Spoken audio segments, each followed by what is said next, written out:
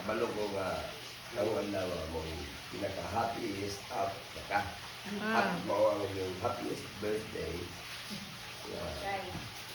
Okay, daghang nagpakibot si mga nga nagmahal. Yeah, just continue to inspire them. Correct. They always remember that a good leader, ang maayo nga pagpamuno.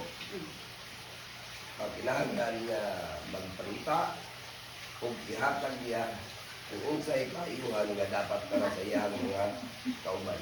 Diba? Good leader, good provider.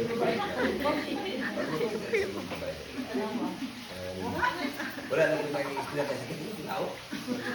Happy birthday.